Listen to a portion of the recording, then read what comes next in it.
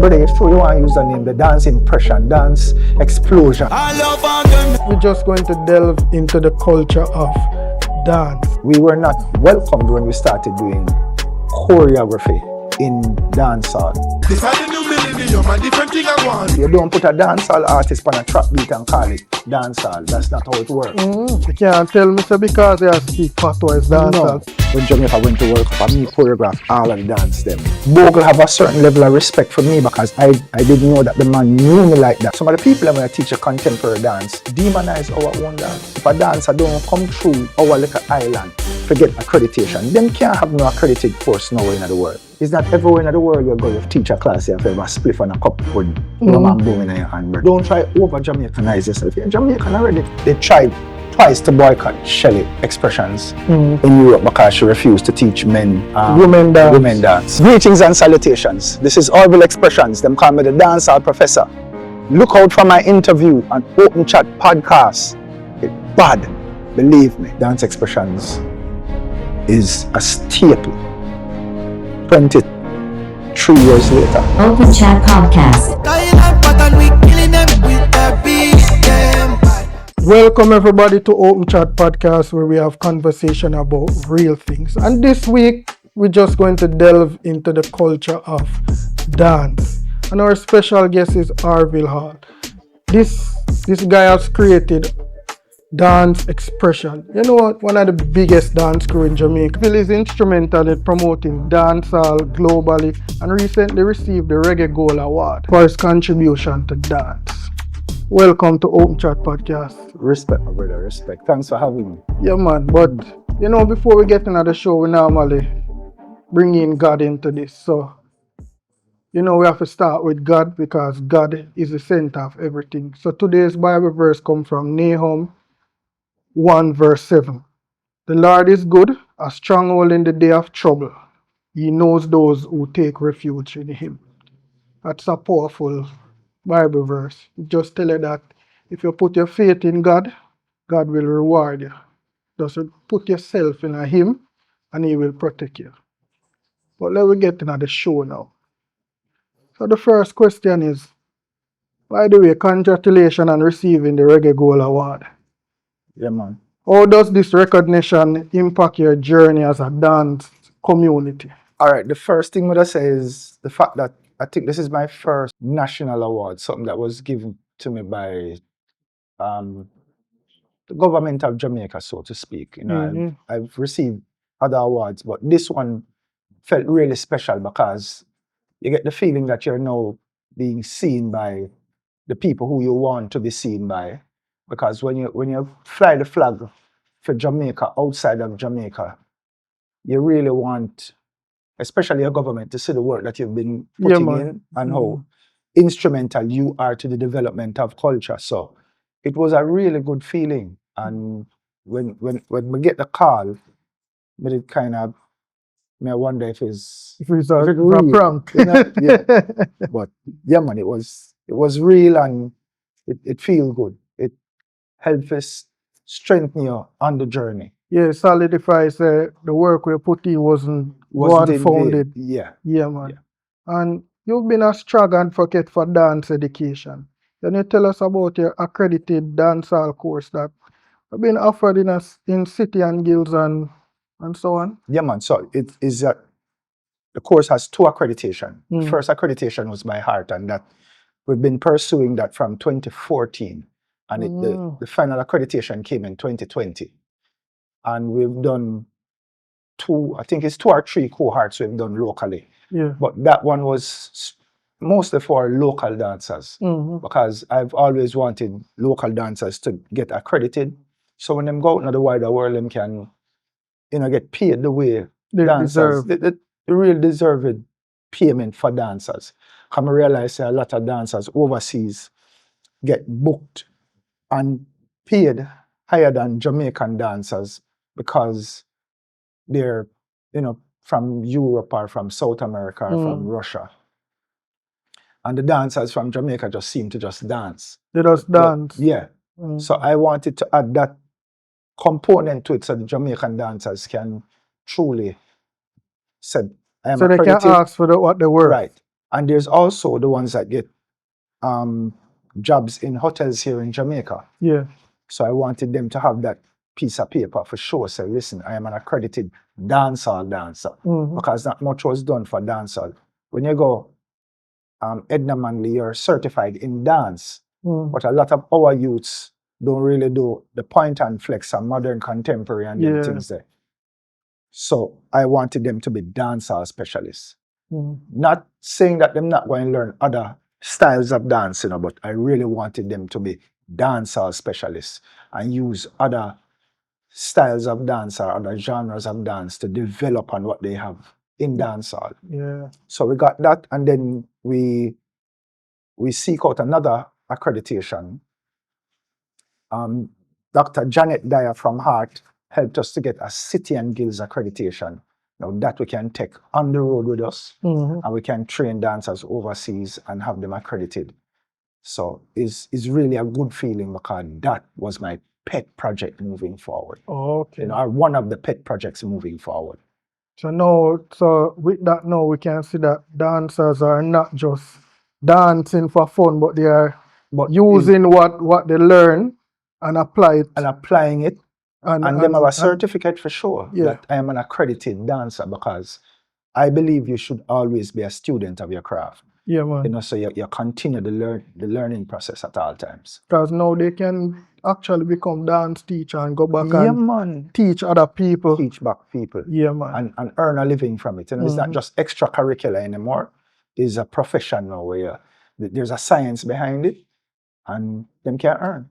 So essentially they turn their hobby into something that can generate income for them.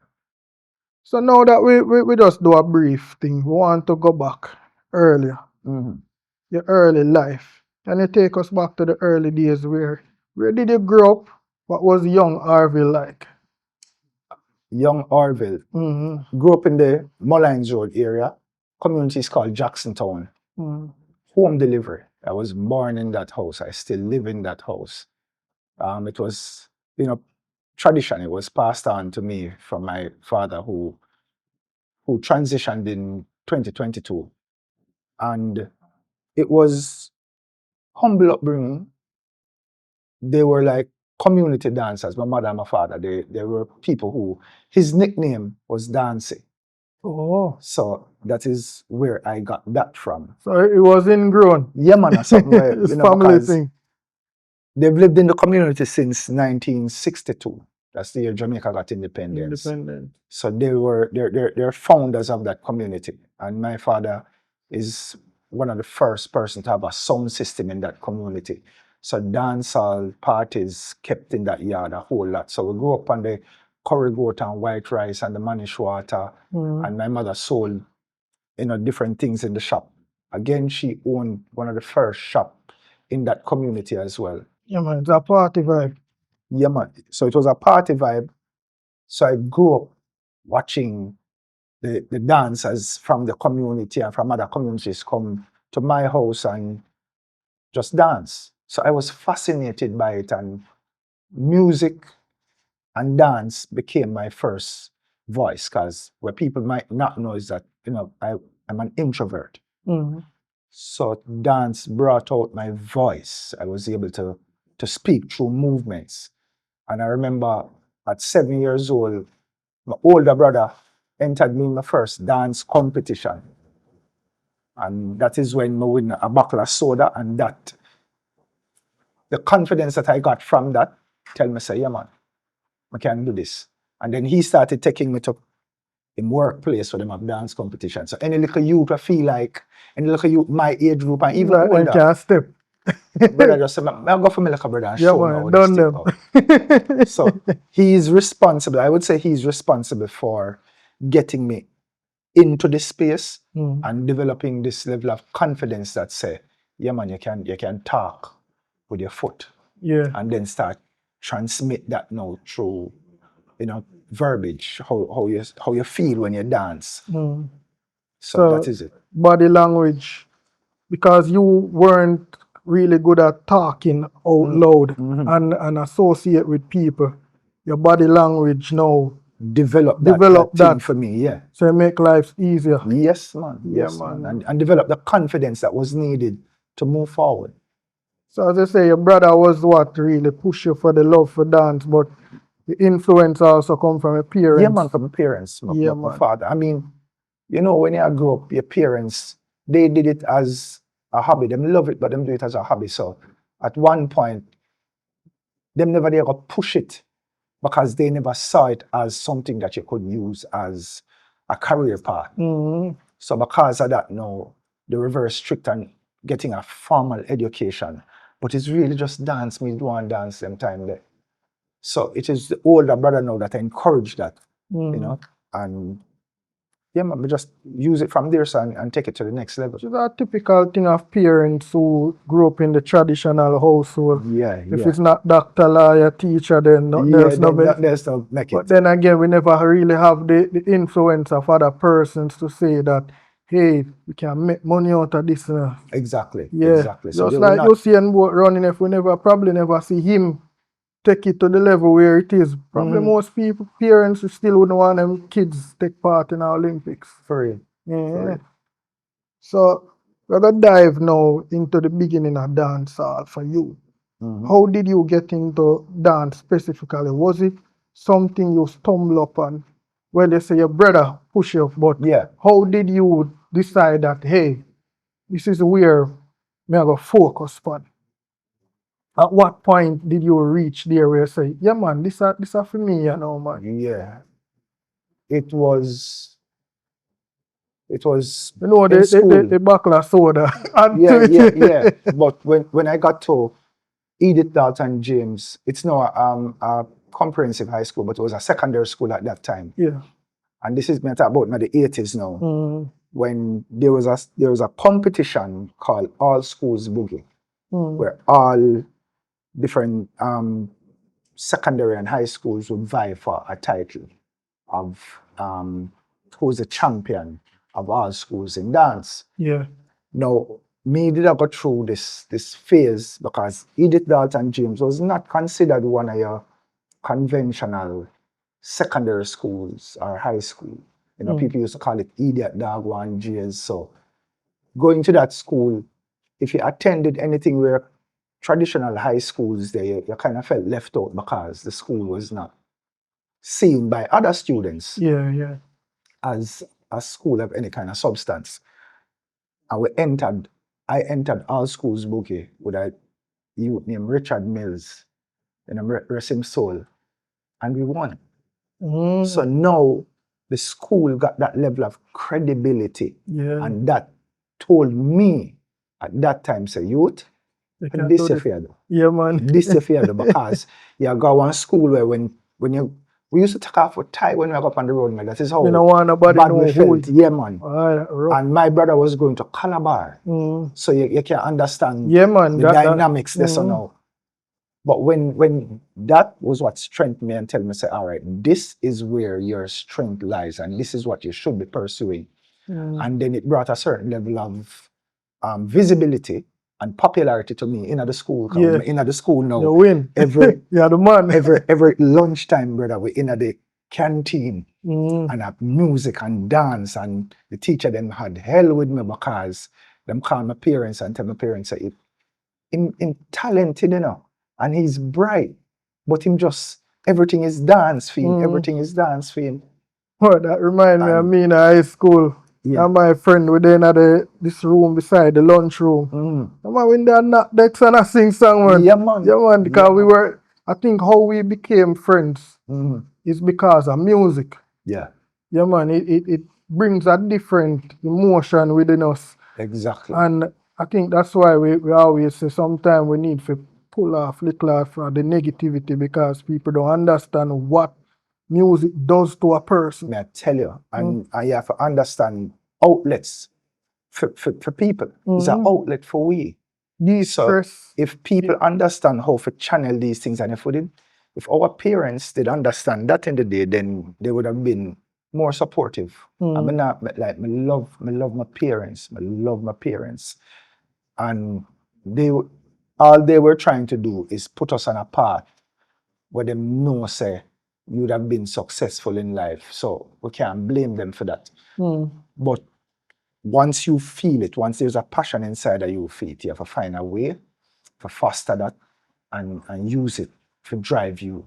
Because the minute them realize the passion in you, you know, your parents are gonna always try to steer you on what they consider to be the straight and right. narrow. Yeah. But the minute you develop the passion for it and them see the passion, then they will support you.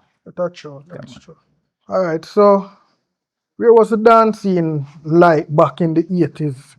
As I said, going to school and so on. What was the dance scene like? House parties. House party. Whole heap of house parties. Yeah, man, it was house parties because dancehall was born in the yard space. You get to me, I said before we start going into venues and things, there are a whole heap of what them call lawns.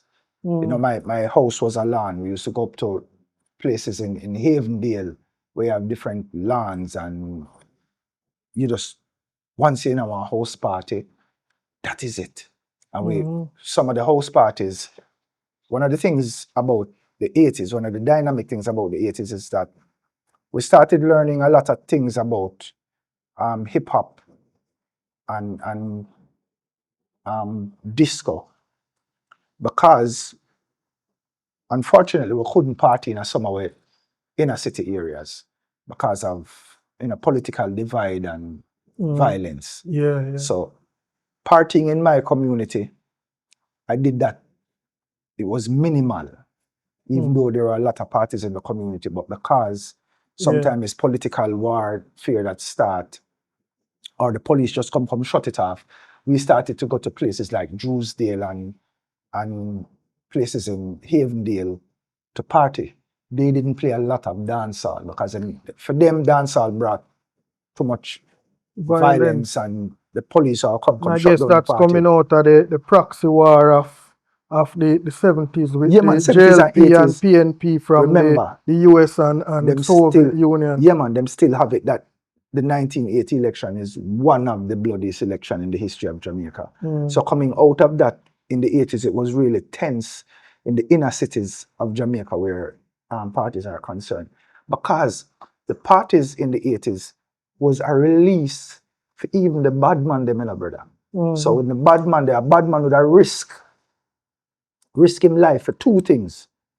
For go listen to music for soothe him soul and for a woman. You know, over that side there. So him gone over there. So but then again him in the party. And that is what brought about men dancing in the corner where them back against the wall, or them back against a zinc fence, or them back against a sound box. Because them always have to say around them. The middle of the dance floor was really for the women. Yeah. The women go out there and dance. So if you're a gangster, you dance with your back against the wall and you're in a different community. But sometimes you're in that community, you're standing there, when you look, you see 4 or 5 man walking. I point you out and I say, that brother don't come from over here, you know. Party mash up. Because you decide, say, you want to stay at the party and enjoy yourself. But then you're walking, you know, you have to defend yourself. So if you have your weapon upon you, you defend yourself to try to get out of the party. Or you just try to show a man, say, a party, I come for party, I not come for war. You know, but the political divide brought that about. So the uptown parties now played mostly, you know, disco and hip-hop music. And that's where I learned how to do break dance and the different things, because that's where we could have gone really party and just feel free. You know, if you worry, say, you're going to see somebody from the other side or somebody going to point you out. Because we get involved with this political war just based on the fact that you're from the community. You're from the community. You're not a gangster, but you come from the community. So if it's a labor right community, you're labeled as a labor right. If it's a socialist community, you're labeled and then as the same. Someone where you eat the man, you can't tell him. You cannot articulate. Many times you can't articulate. Like just a lot of people speak party and not policy. You get what I say? So if you speak policy, even your own party will hold accountable for whatever them are do. True. And we need the political process for our country run, but at the same time you have to know it can't just be a cult where you take it on because of the history of your family. Yeah. You have to find out about it as well. Yeah, man, that need for change. Yeah, man. I will also have to realize, say, the music, historically in Jamaica, the music has always brought us together. If a man from over the green side decide to go party over the orange side, it means that music do that. It wasn't politics that do that.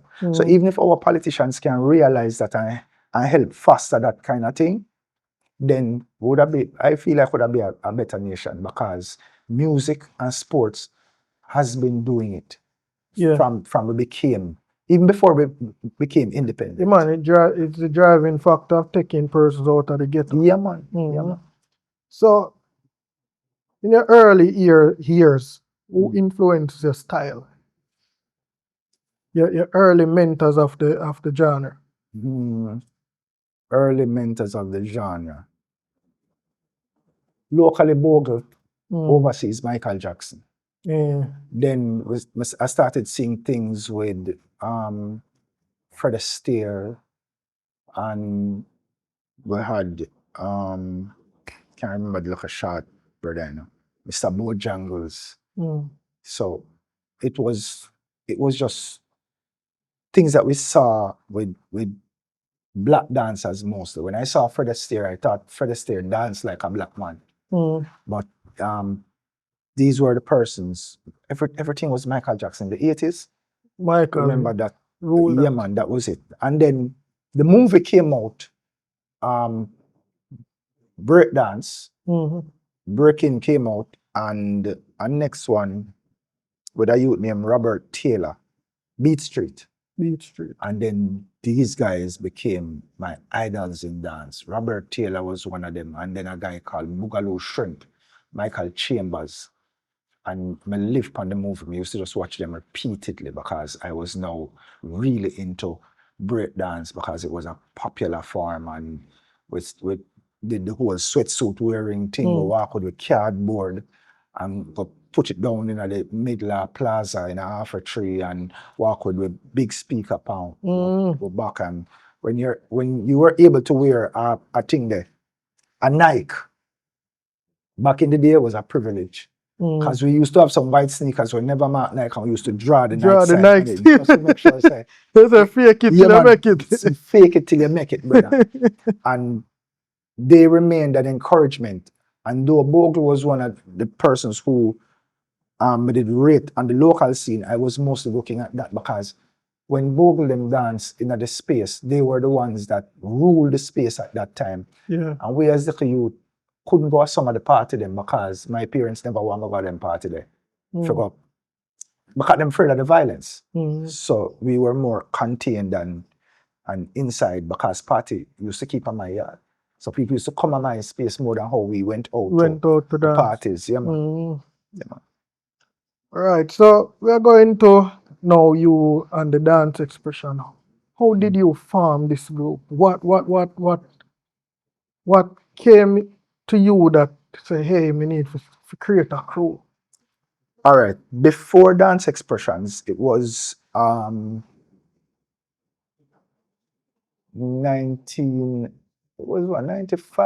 I think it was 95, 95 when I was asked to do some grooming work for TST's talent competition. And I started doing this grooming work and teaching people stagecraft and how to work on stage and how to move, and singers wanted to know how them can develop them stagecraft.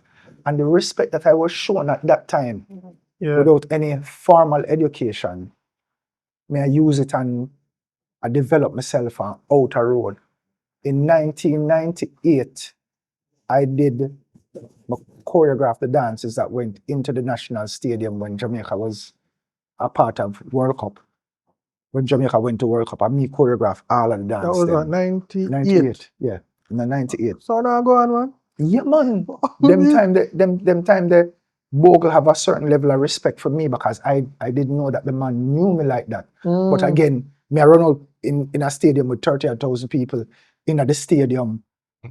I support Jamaica. In the stadium, sometime I watch that and I tell people, say, but they are bad pan choreography, I like him, because Bogle's a freestyle dancer, which is king of the street. But I was now developing myself as the youth were in the media, because we get a whole heap of media coverage from doing these things, and I do things with TST, so I became that on that commercial side and didn't know that this man have so much ratings for me.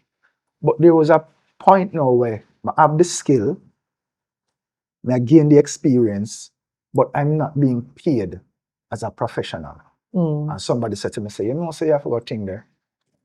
You might have to pause for the cause and go get a formal education in this thing in a car. You see, especially dance people not to rate it and see it on a certain level. Met Kenny Saman, who was running the performing arts department at Xed at the time, and it was a performing arts society before it became a formal department. So we were literally the guinea pig youths who started that department. It was a certificate program first, then it grew into a diploma program, then it became an associate degree. So I started that program with Kenny Saman, developed that entire program, write the dance program feat, and graduated with an associate degree, and take myself off of the street for, it could have been about 4 or 5 years, you know, to develop myself as a dancer and became a dance lecturer, and then came back in the street. So it was really at Xed Community College, entering the different festivals, that's how Dance Xpressionz was born. Because the group that I was using to enter festival, they were so good into it that I said, all right, you see, as soon as I graduate and get to know degree, we're going to take it to the street. And that is how we take it to the street. And we jump out in about 2006, 2007. We started going in the street hardcore. And this was now like my second getting into the street as a dancer. Yeah. So when a whole heap of youth saw me out there before, them never even know my age, them never even know me a big man and been there before them, long before them. But they saw us as uptown dancers. So we really had to submerge ourselves into the space again and tell them, say, no man, it's just that we did half of the scene and make sure so I formalize what me I do. Because dance needs to be formalized. So somebody needed to really take dancehall that kind of way there and put it out there, because the institutions were teaching contemporary dance. I mean, I said, and that wasn't really the reflective of the society. So how do you reflect the society? And some of the dancers, some of the people that when I teach a contemporary dance, they that demonize our own dance, because them still try to call it street dance. And I mean, I say every dance come from the street. Come from the street before it formalized. Yeah. So who is going to formalize our one? Somebody have to start. Somebody have to start it. So I started it, and then it became a thing. A number of people decided, so all right, we could try and jump on and see if we can do it. But I can tell you, history will show when we go back to the history. Me started. Well, we can say I'm glad you start that, because nice streets, right? Even though a lot of persons are now teaching dance, we think choreography people need to learn how to properly choreograph that. That's why we lose it. That's why we've been losing it. That is why we're a society where when we say Beyonce, them and Jay-Z, them and whosoever else put it now, choreography, we complain and say, but no, our dancer now, but what are you doing with it? Yeah. This is where the world is now in terms of, so you have people who watch it, take it, put it in choreography because them understand it from a professional standpoint. Because we just create dance and we just say, fine, we create this dance, but you didn't do anything. Yeah, man. And we have to start move with it. We have a culture of when people formalize certain things and step out into the world. Let's them teeth it. Yeah. Or we tend to think that even our own local people move from the space, the inner city space, and go out into the world. Them feel like you're watered down, or them feel like, say, you sell out. There's a number of things that come with it. But there's no way I can take it to the world from just sitting in the inner city. True. I have to physically carry it out there first, and then come back to the space. But once you were born in the space and groomed in the space, physically you go out there, but you never lose your roots. You know? And it's very sad. We live in a country where something have to travel over seas before it reaches back here. Before it reaches back here. That is a very funny thing, you know. That's how people, to tell you the truth, that is how they looked at the course for accreditation the first time. Because when I sit down in the room and I talk to the people, it was a kind of There's a real stuck-up vibe in the room until I start show them the classes when I do in Russia and in Europe. Then them say, that's our dance. And I said, yeah. And a ballet, me I do. Our dance. So that is when the antennas went up and them I said, oh, this thing really gone global. I mean, I said, why would we be here in Jamaica and the government is not aware of what we're doing as dancers overseas? And we have a tourism sector. And we have a tourism sector. This is supposed to be one of the things where them family community tourism. I know you were big on that. Oh, yeah, man. With Yeah, the man. dancehall hostel. We start that as well. That's something I start as well. And we start it and we let it go and other people are run with it now. But that is what we started. The first 13 Russians to come to Jamaica to truly enjoy what we call hostel lifestyle and go around the country learning about the culture stuff. We started by Orville Xpressionz. I remember the one that he did, the Dancehall Dream. Yeah, man. I think that was at the boardwalk. Yes, man. Yeah, man. That was a really fun one. Real thing. We had what? We had 30 or 40 people from 15 different countries. So that was a milestone. I remember the girl from France had to be here. Yeah, man. Yeah, man. Yeah, man. And she talk about you and how they love dancehall, and I'm like, these people more appreciate our culture than we. We go spearhead that right around the world, brother. We go spearhead that. And what I'm happy about is that other persons take it up and doing it. You know? But my vision was to get dancehall accredited. So even though I move from that space, and it's not a space that I leave when I'm not gonna go back to, but this was more important to me to have a dancehall course accredited. Yeah. You know, what I realized, we kept bringing people to Jamaica, then they started coming here on their own and now start taking it back to for them country. And they're seeking their own accreditation for it up there. Because I saw even some Russian dancehall teacher. When you look at the amount of students they have, I'm like, this. Yeah, man. Why aren't we the ones doing this? I tell you, I have to remember, Moscow alone is unofficially 30 million people. Moscow, that's one city in Russia. So, them already, them have that. Faith. Them can get the people behind them. What we need to do is solidify what we have and make sure, say, the government endorse it. That if a dancer don't come through our little island, forget accreditation, them can't have no accredited course nowhere in the world. Yeah. It's ours. Which means we probably need to have some trademarks. So if these people take it up, we supposed to get in some income out of it. Yeah, man. Yeah, man. Because at this point, a man can print a Jamaican shirt anywhere and sell it. And we not make nothing out of that. And we can't do that, but with freedom culture. Real talk. Yeah, man. Real talk. So was there any real challenges after you formed the expression that came up in the early days? Yeah, man. First challenge was getting back a seat at the table in dancehall. Because like I tell you, you leave dancehall space and you go educate yourself or you go overseas, go do something. When you forward, the man them on the ground don't want to welcome you back because they either feel like you're watered down or you're no longer true to the culture. You're gone corporate now. Yeah. And then I started introducing choreography. See, before that, there's a lot of routines, 8 count, 16 count, and because that is what built dancehall, repetitive movements.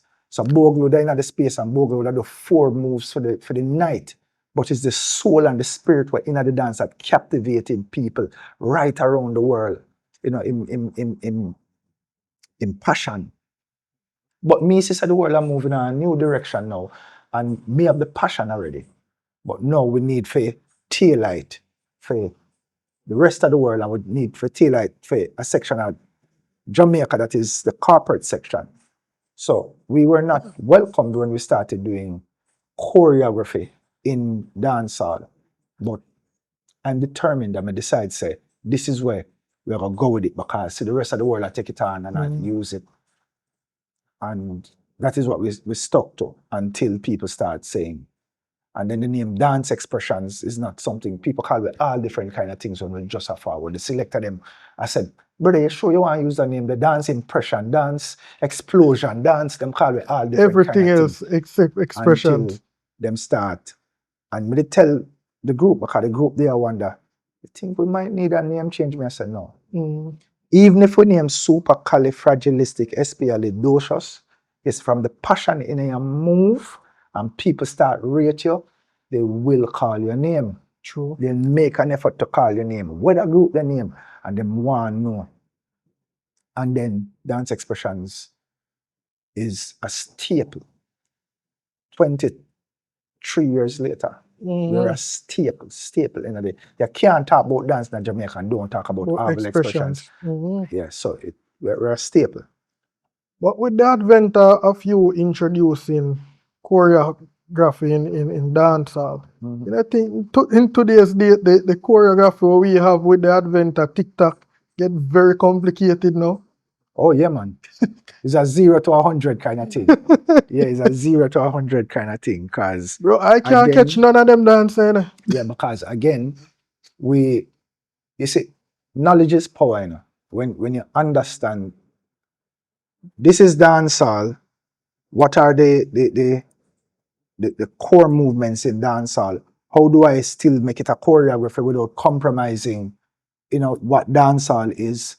And because we say dancehall is repetitive and dancehall is more fluid movements and simpler movements, we now get so lost in what is happening in hip hop and reggae, where a number of the things what the youth them are do is more hip hop influence than dancehall.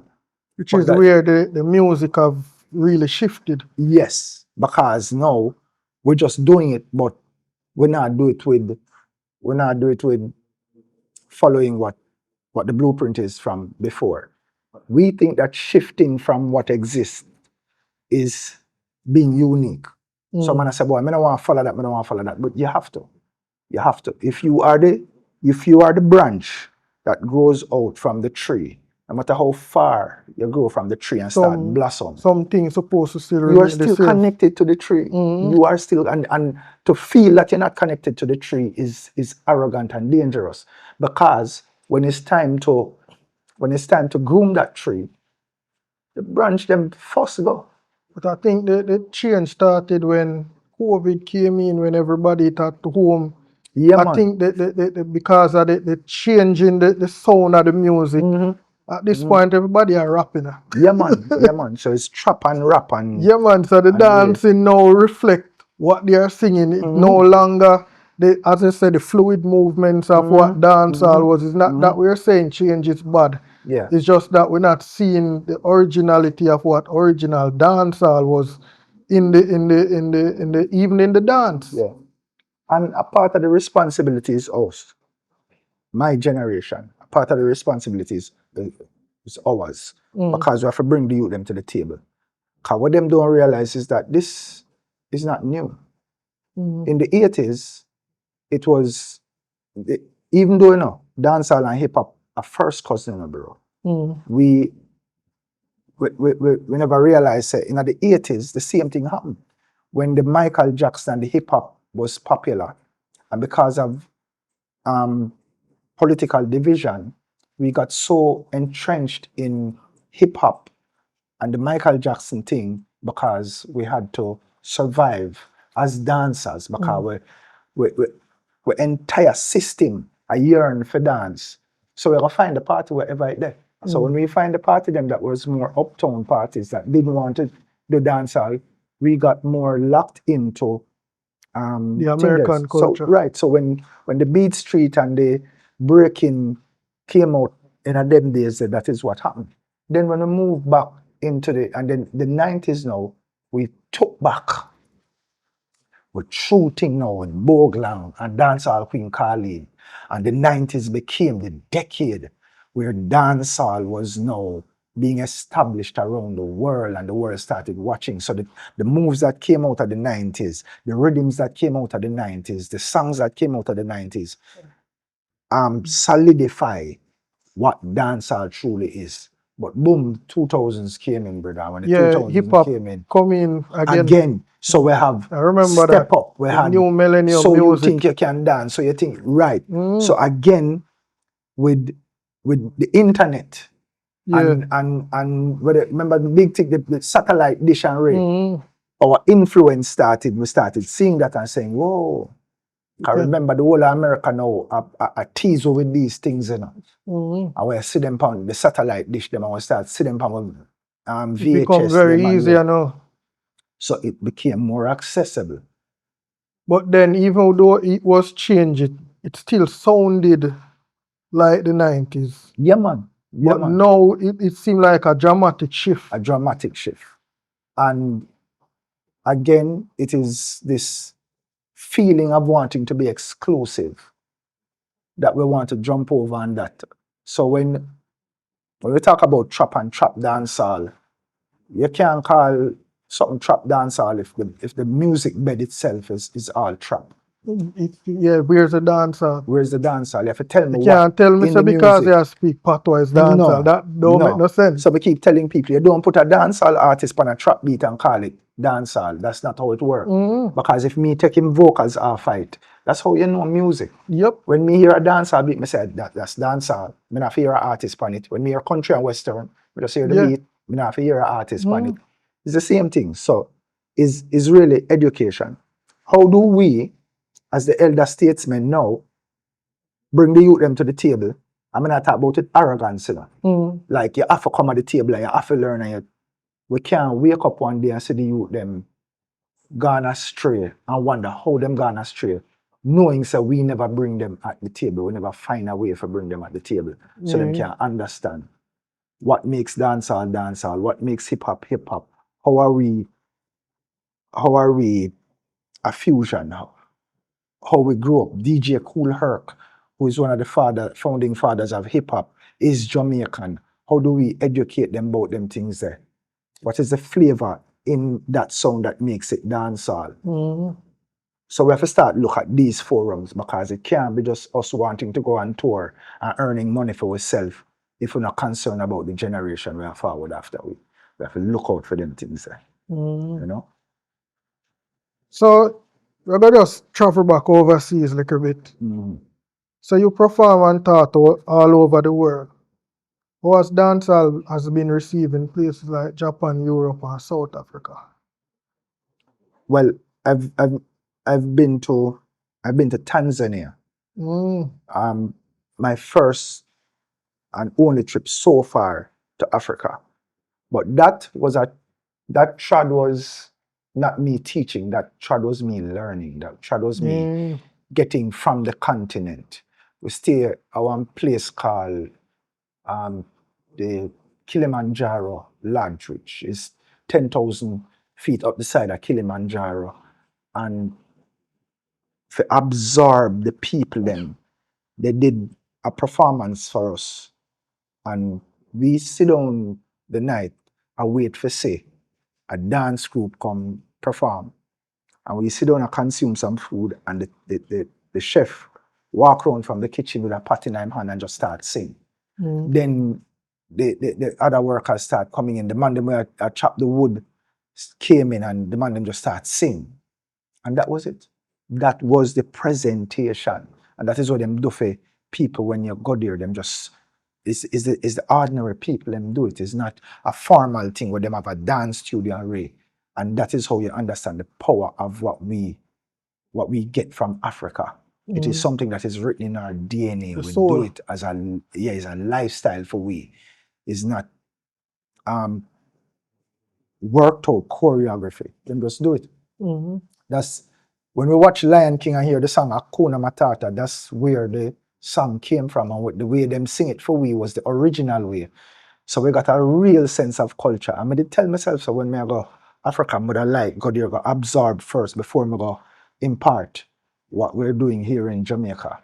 And I got a chance to do that. And it inspired me to write my full dancehall, the evolution dancehall thing that we do as a musical. That's where I spent 4 days and write out that whole concept Yeah, come back to Jamaica, come do it. I remember. So the I remember inspiration, that. yeah man, the inspiration live on until now. So it So was like dancing through the years, yeah, dancing through the years. So taking it from independent. pre-independence Free. too. We go from, we start from traditional folk as a matter of fact, from Kumina revival, and then we start moving now through the ska and the rocksteady and the reggae and moving through the years. And it's a powerful piece. We performed it on stage with the team in 2020. It's 2021, 2022. In 2022 in Germany. Whoa. So yeah man, it was a beautiful feeling. So Europe, Africa, well Europe, South America, and Asia, the appreciation what them have for dancehall is now, since me I do it from 2012, is them have an appreciation for the history, not just the dance itself, but the history that comes with it. So that is what makes me feel so good about what I've been doing out there in the world, is making people appreciate the cultural aspect of it, the intellectual aspect of it. They think that is the reason why the current crop of music and dancers are lost, because they don't know the history. Yeah man, it's a part of it. It's a part of it. I you dance because I feel it in my soul, you know. But just like how some people in a politics and don't know why them are PNP or why them are JLP, them just do it. But somebody need to educate them. So once you're empowered that way, then you speak from a place of knowledge now and not just a place of just emotion. Yeah. So that is what the youth them need, because them a work off of them emotion now, them a work off of them what them feel. When they hear music, me just want move and want talk through my body language.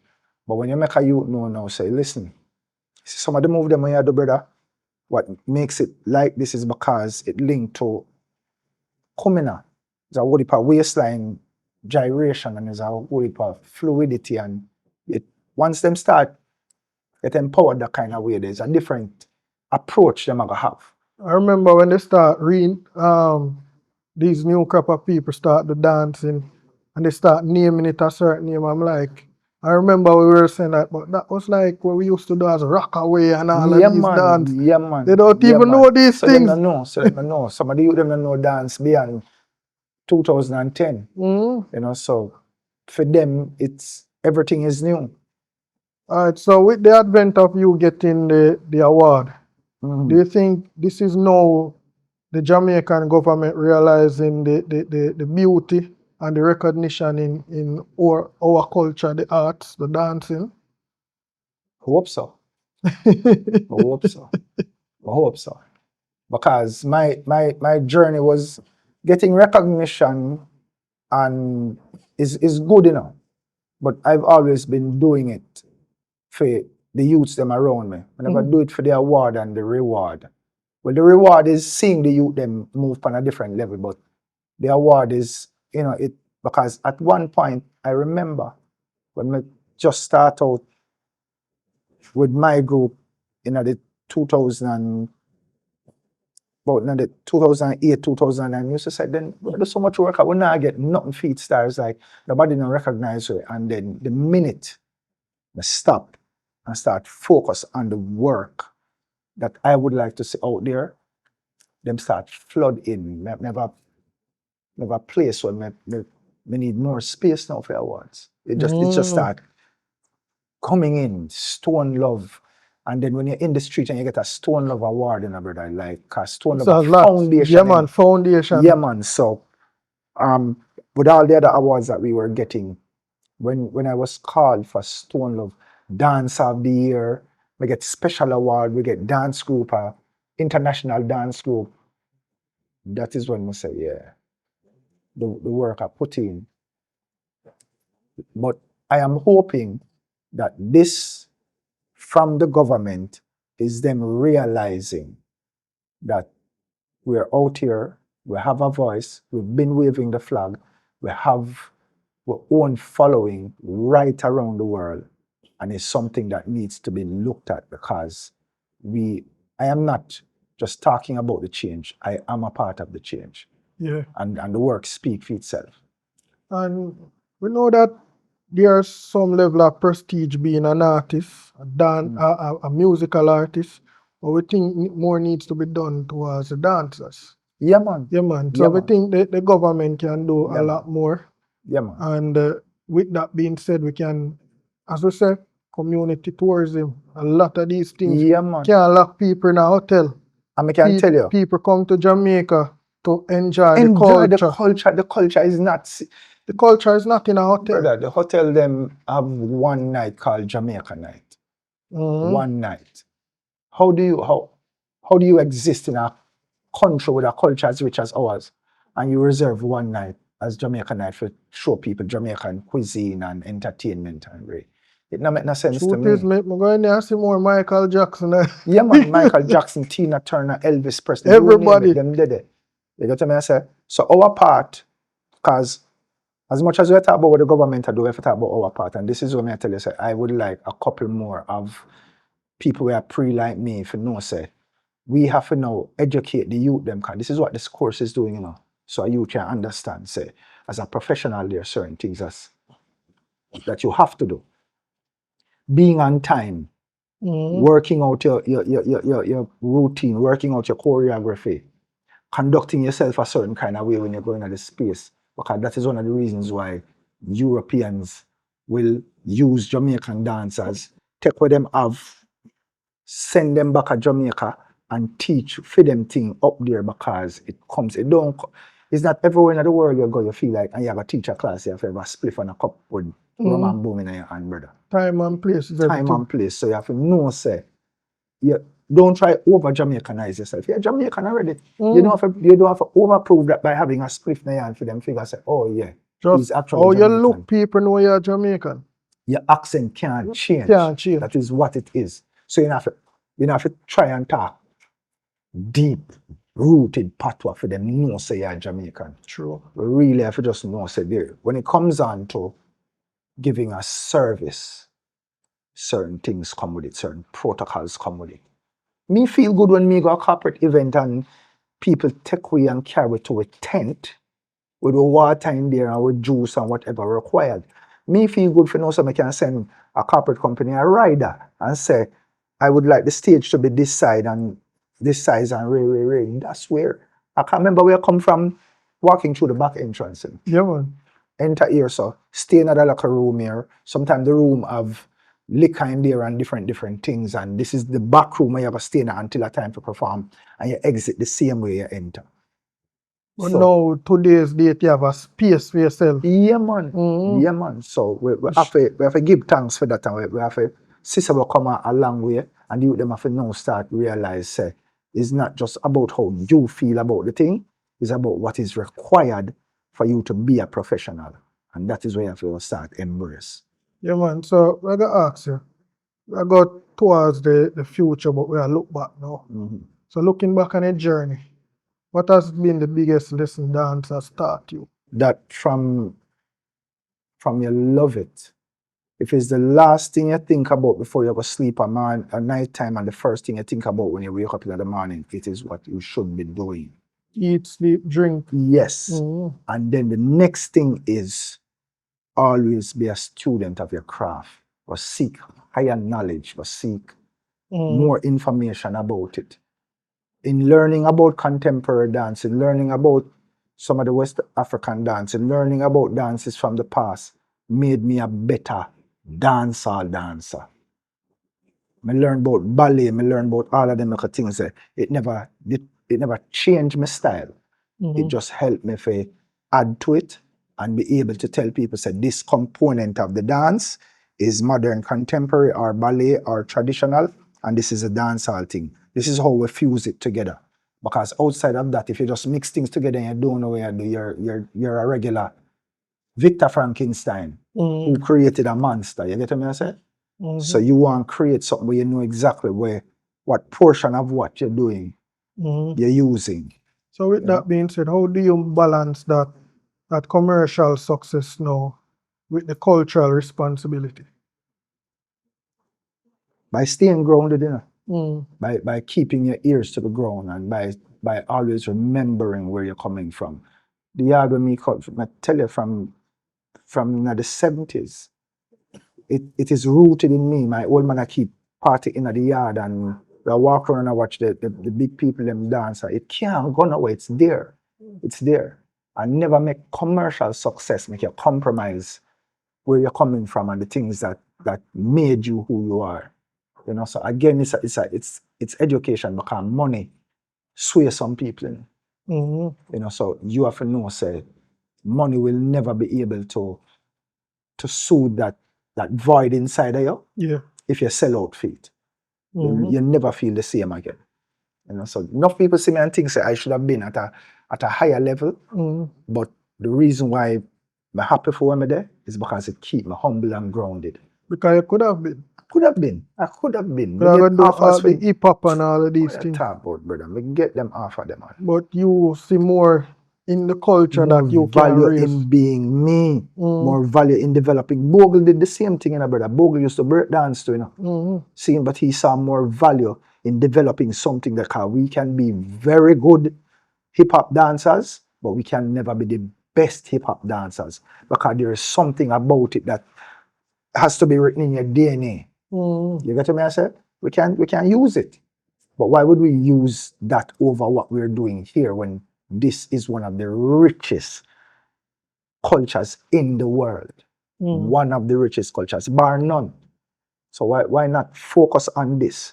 Embrace and respect other people, one, yes, but develop your one. That's how I see it. So, I ask about the bartender. So, funny stories. When you started the bartender, you were shooting a note at S9. A S9. A S9 phone. Bro, that's amazing. Yeah, man. So, That's how it start, man. So what came across that, hey, can just use what in my pocket and start so? Come off a tour 2020. Pandemic hit. And somebody there always tell us that we can use the YouTube channel and reach a wider cross section of people. And we can also use it for earn. And we sit down one day and discuss it with the group because we say, look at the pandemic there now, and we can't go up on tour now. We did start teach some classes, but that, you know, quickly the youth them start charge $5 and $10 for class, so that get knocked quick and fast because them start lily down the thing. Yeah. And we sit down one day and we say, but two of the dancers them, which was Stacy and Shelley at the time, graduated from Xed with an associate degree. They're drama minors, dance majors, and dancers make excellent actors in a car. You learn how to emote without words before you start saying words. So we said, why we don't just create a little thing and start put on the YouTube channel and see how people gravitate to it. And they must say, yeah man, I could set up a day where we go shoot, but what me do now is take out my phone and start record them and them never know. So I record them and when we finish and look at how it work just randomly and spontaneously, we said, I do something now. We record a couple things and about 2 little skits and post them. And when I post something and look and see how people, we say, what? Immediately, we just said, no more itch. I could just start record. Every day, my phone, and we record, sometimes my phone I ring, I have to cut and answer, and then I have to start put it on airplane mode now to just get the work done. Yeah, man. That was some of the difficulties of shooting by your phone. On your phone, yes, people man. are calling. Yeah, man. Yeah, man. So what caused you to call it the bartender? The idea first was to do some short skits. One was called Dog Near Me Supper. One was called Shop Chronicles, I think. So we just had to do different things. And my business partner at the time from the hostel have a bar over in place. So we do a bar scene over there. And then we realized the story that we put together with the bar scene really work. Because Jamaican people like mix up, the bartender, the bar owner, man, and yeah. So we say, all right, the bartender, I don't want to jump off because people kept saying, do a next one. We do a next one. Them said, do a next one. We do. I think we do about 4 or 5 of them. And then when we see how people are gravitate to it, we said to ourselves, say, we could just start run this. It was straight comedy at the time. And then now we realize, if we're going carry it further, it can't just be slapstick comedy, because that'll go burn out after a while. We start write backstories so people know, and you know where the bartender come from and why she stay the way she stay, and where them 2 people here were there, where them are come from, and a whole heap of people never know, say, I was into drama before I became a dancer, because I started acting professionally in 1991. Yeah. And my projection as a dancer came in my visibility came in 1995. But I do that, and then I graduated from Chxt as a double major.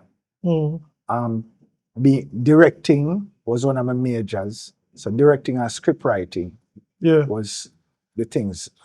But I act from my youth, but formally in 1991 with a play called Bun for Bun.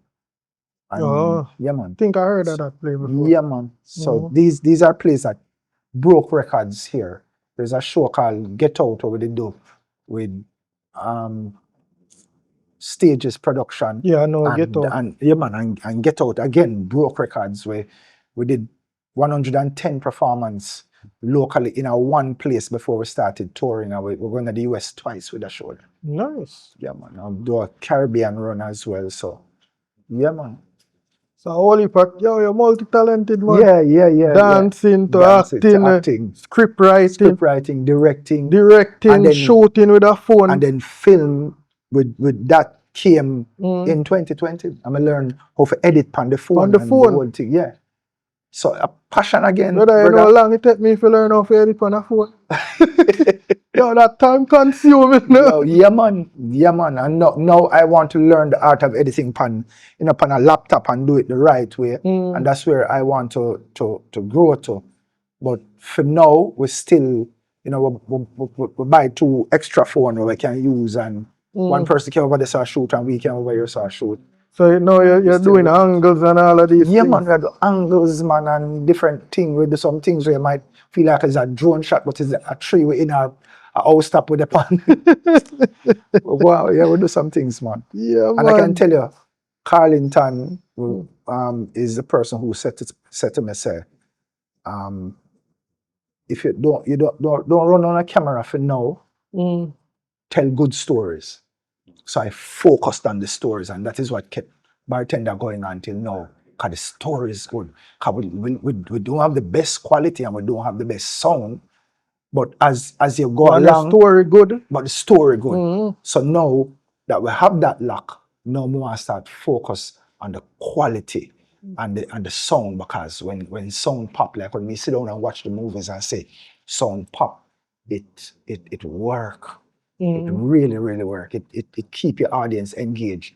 Then you realize, the different things that you have to bring to the forefront to keep your audience engaged. Because the advantage we had with Bartender during the pandemic is that everybody there home and people are search for entertainment. So true. But now people back out a road again. So you have to still find a way to keep them attention.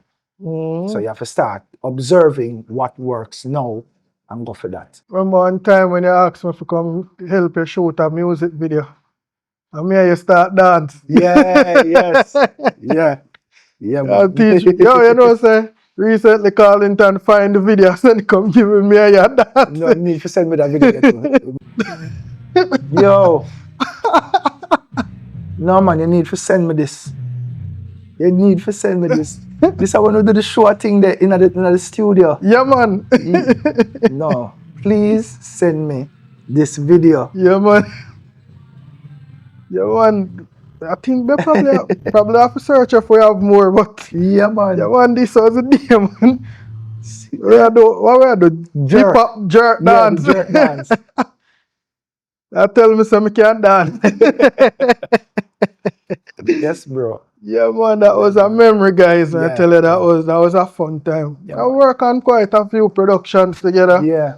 I remember even when we did the what's his name? Munga Honorable. Fiery. Yeah, man. Yeah. When me edit it and you send the voice note and say, yo, where that brother I get this from?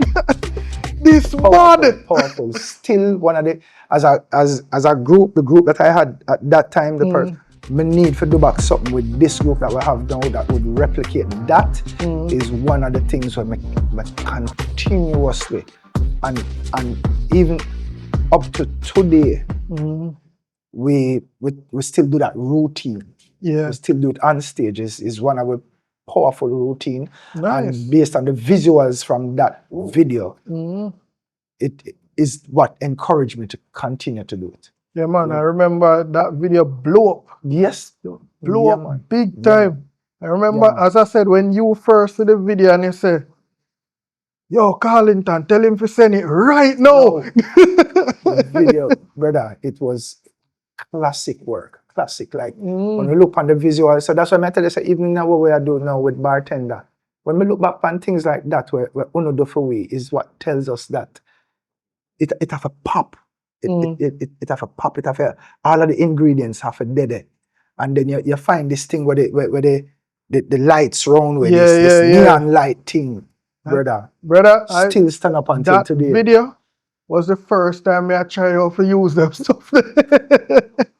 It worked. Never know a clue. Me just say, yo, this video does so fun. Let me try something. Well, me gonna put you up on the spot right here. So we have a thing there. I need a montage because the bartender is going to be changed to the agency when we're going on a season break today, and then we take a 2-month break, and we want to do a montage. We have two things we're going to do. We have a thing we call Expressions Outer Road, where we'll cover some events and some things. So I want to talk to you about that as well, because I think based on the work that we've done together, I think you have an eye or an idea of what I would want. If I could create a montage with Expressions Outer Road and we'll cover some events and we'll talk to some dancers and some things. So that's something we're going to talk about. Yeah, man. We can always talk, man. We're there, man. So right now, I really want to ask you. It's a game type of thing, you know. Okay. Yeah, man. So the game is called Step Forward or Step Back.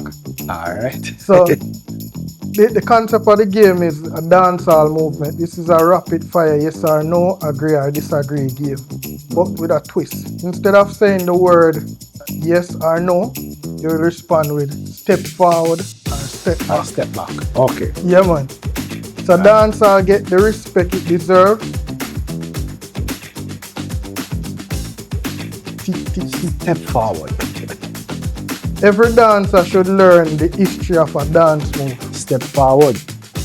TikTok is helping dancehall or hurting it. Step forward. So everything a step forward. Yeah, cause some of the strongest trends in dance right across the board It's true TikTok. is through TikTok. Yeah, man. Yeah. Dancers should be paid the same as musical artists or similar. Step forward. As a dancer, I have to say step forward. I have to say step forward. Jamaica supports its dancers enough. Step back. Teaching dance is more rewarding than performing. Jaja. Jaja. No, you're not friend with that one. Yo. That's a rotted question. Hey. Step forward. All right. Step forward. I've never had to turn down a big opportunity because of my principle. Hold on, they say yes or no. Step forward. Step forward. All right. How?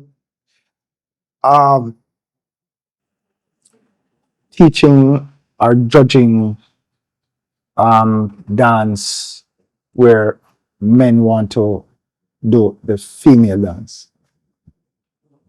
Shelly was they tried twice to boycott Shelly Expressions in Europe because she refused to teach men Women dance. women dance, or have the man them come into the class dressed like women and do that.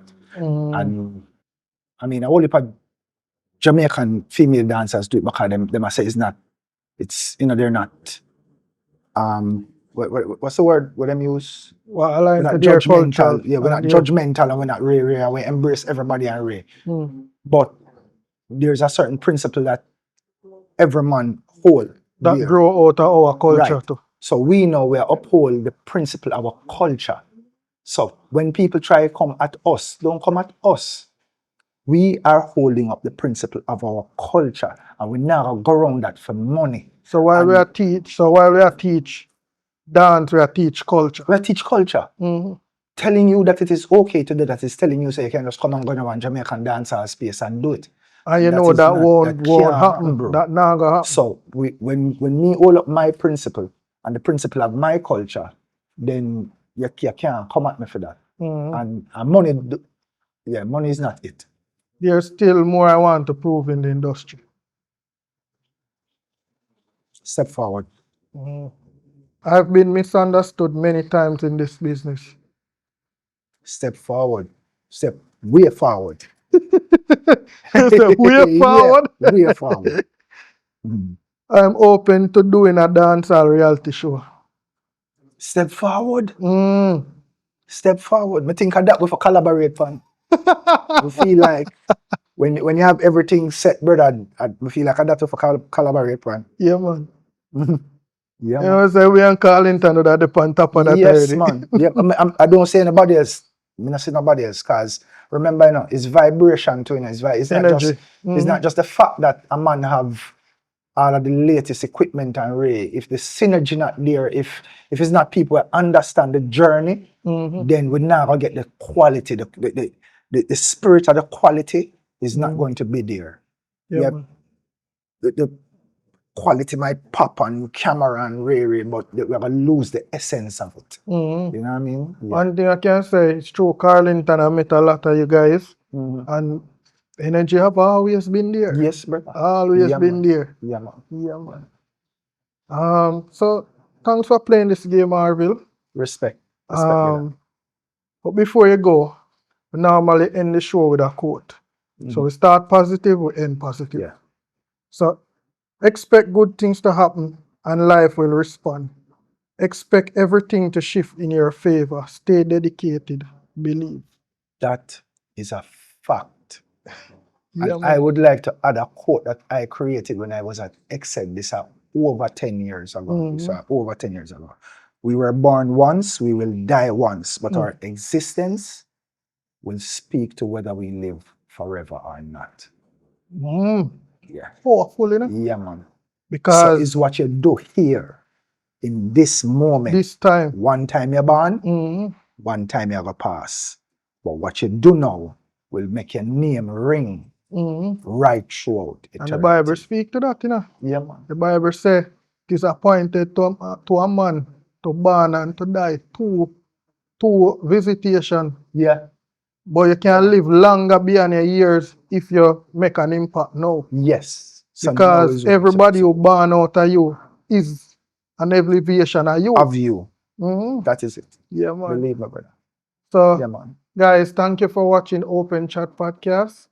And thank you, Orville. Big My up, you know, lord, brother. Blessed. Great interview. It's a joy. It's a joy. Blessed love, and thanks for having me. Yeah, man. Until next time, walk good. See you next time. Open Chat Podcast.